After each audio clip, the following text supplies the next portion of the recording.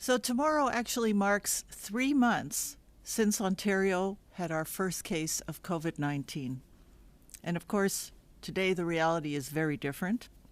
We now have, as of yesterday, 4 p.m., in the IFAS database, 13,519 confirmed cases of COVID-19 in Ontario. And this is an increase of 640 cases since the day before. And of course, I'm pleased that over 50% of our cases have recovered, 7,087. We still have 910 people in hospital, and 243 of them are in the ICU. Tragically, 763 people have lost their lives due to COVID-19 in Ontario, which is an increase of 50 deaths since yesterday. I want to take a moment to offer my sincere condolences to all those who have lost family members or friends through COVID-19. While the numbers continue to increase, we remain cautiously optimistic that the outbreak in the community is peaking. This is in large part thanks to all of you in Ontario who have followed the advice of public health officials and continue to adhere to physical distancing measures. Your collective efforts are paying off, and I know it's hard, but we need you to keep it up. While we see our collective efforts are paying off in the broader community, we remain extremely concerned about what is occurring in our long-term care homes and other congregate settings. We now have 131 outbreaks in our long-term care homes. 573 residents and 1 staff member have lost their lives to COVID-19. I know that today the Premier announced the 5 homes that the Canadian Armed Forces will be supporting. And we will continue to support not only those homes, but all long-term care homes in the province to help slow the spread of COVID-19 and keep the residents and staff safe. Again, thank you to everyone for doing your part to protect the health of Ontarians. And with that, I'll open it up to questions. Okay, we'll move to the phone lines. Question from Alison Jones, Canadian Press. Hi, Dr. Yaffe. I'm just hoping you could expand a little bit on your remark earlier that while the numbers are increasing, you're cautiously optimistic that we're in a peak period for the community anyway. How do we square the fact that we've seen 2 record highs 2 days in a row in terms of numbers of new cases, and also, we're also hearing that it's peaking? Well, I said cautiously optimistic, and cautiously because we won't for sure know we're at the peak until after we've been at the peak and we're on the way down. But the modeling data that was presented earlier this week, based on the numbers, was showing that we are likely at a plateau. And the numbers, on the other hand, are going up, and that is probably because we're doing more testing, particularly in long-term care homes and other congregate settings. So again, cautiously optimistic about the community spread, but we can't say for sure until after the peak and we're on the way down. Follow up? No, that's all right. Thank you. Okay, next question. From Rob Ferguson at the Toronto Star. Please go ahead. Hi, Doctor. I'm wondering if you have any sense of how long the peak could last. Unfortunately, I really can't say. I mean, we're hopefully at a plateau, and hopefully the plateau will end up being the peak. So it's not like one day. It could actually be weeks. We don't know. Follow up? Okay, thank you for that. And the other thing I noticed this week is that the number of people in ICU and on vents is relatively stable, but we've had the number of people in hospital go up from just over 100 since Monday. Do you know what's up with that? I have actually, we've been actually asking for more specific data about the people in hospital and particularly on ventilators, what the outcome is, and so we're still awaiting that data. But your observation is correct. The number of people in hospital has been going up. The number in ICU has been going up slower, and the ventilator's been going up slower as well. So that's the kind of information we're seeking to get more on. Next question. From Cynthia Mulligan at City News. Please go ahead. Hello, Dr. Yaffe. I'm wondering if you can tell me then, because you mentioned that the numbers might be going up because we're testing more in long-term care homes. Do you have a sense of how many of the new cases just in the last 24 hours actually came from long-term care? Well, with the proviso that, as you know, we are working with different databases, and so I'm going to be giving you data from the from two different databases that will give you different numbers. But certainly what it looks like from our IFAS database, that about 233 new cases were identified in long-term care residents in the last 24 hours, and about 26 new cases in staff in long-term care.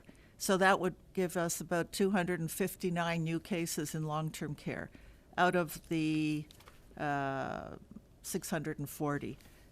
However, we might have slightly different information if we look at the long-term care data. But I would say roughly 259 out of the 640 new cases are in long-term care. Follow up? My other question is, do you have a sense of the recovery rate of seniors in long-term care that are infected? I mean, we have currently some 2,000 plus cases. Do you have a sense of the survival rate that we would be seeing with that? What percentage could survive? Well, I guess, we look at it in terms of the other way, case fatality rate, which is the percentage of cases that don't survive. And it does tend to be, I don't have the data specific to our long-term care home cases at this point, but in general, the case fatality rate is higher in elderly or people with immunocompromising or other underlying morbidities. And it can be, 4 or 5% as opposed to 1 to 2% in the general population. So I don't have the specifics for our population, but as I say, it would not be surprising to have a higher case fatality rate in that population. Next question. From Haley Cooper at News Talk 1010. Hi, Dr. Yaffe. We're seeing more and more companies mandate employee temperature checks. So we've seen Longo's, Tim Hortons, T&T Supermarket, Fiat Chrysler. So in the discussions that you've been having with the province, preparing to reopen, is this some advice that you're giving? Is this the most efficient way of screening employees daily, is doing these mandated temperature checks? Well, I think it can be a component of screening, but it's not foolproof. Some cases, and we know some cases, in fact, have no symptoms, or they may not have a fever. And if you do a temperature check on a hot summer day, a lot of people might have a higher temperature.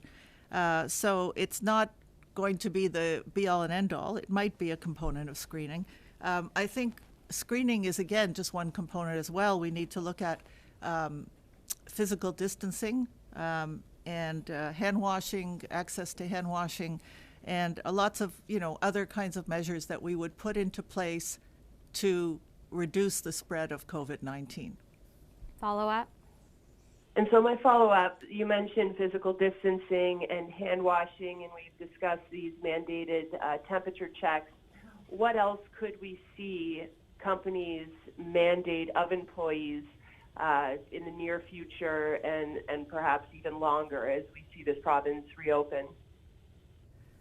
Well, I'm just conjecturing here, but I think, certainly it's important for people not to come to work if they're sick. I mean, that's always been important, but I think its importance has been highlighted through the experience we've had with COVID-19. So I think probably looking at policies around sick time, around keeping people off work when they're sick, about screening, as you said, about keeping people apart as much as possible. There may be we may be looking at masking. I don't, we haven't really got to that yet. Right now we're looking at criteria for loosening of the requirements. Okay, we're going to move to our last caller. Question is from Mo Fahim at Vista Radio. Please go ahead. Hi, doctor. Thank you. Can you hear me? Yes. Perfect.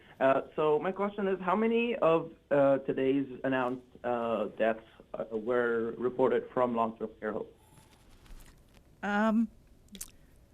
Okay. Well, according to the data I have, 105 deaths were in residents of long-term care homes in the last 24 hours.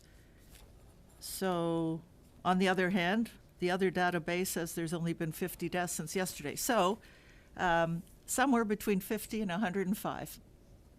Follow up? It's very hard to say because of the different databases.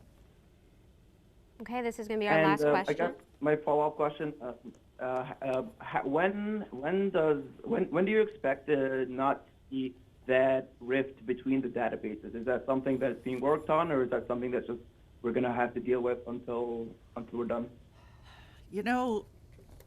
I really don't know. I certainly we are working on it, and there's a lot of interest in bringing the databases together. But at this point, I think the best we can do is to present the data from both and be as transparent as possible, and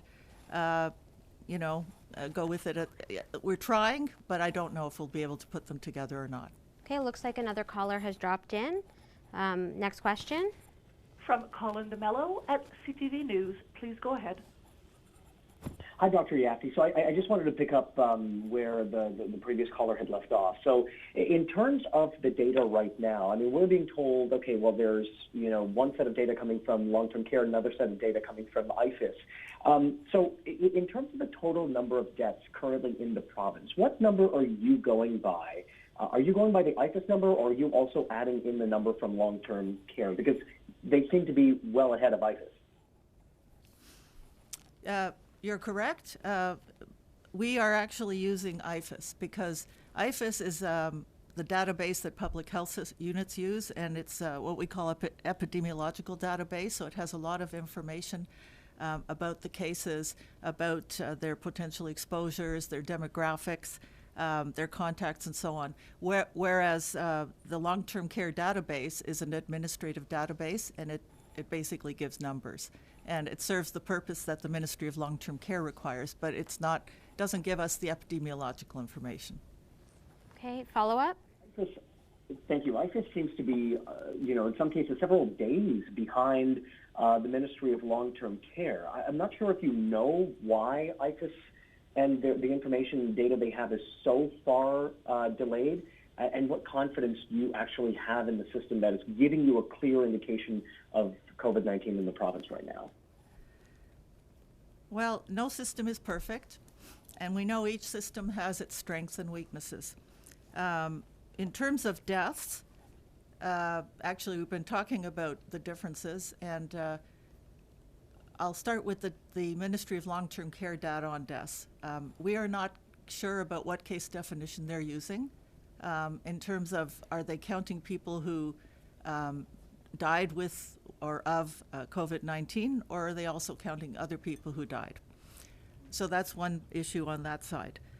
In terms of IFIS data, they're usually part of an outbreak, and in IFIS they go into an outbreak database, and I don't know the specific details, but the outbreak has to be finished and closed before all the data may not be input until the end.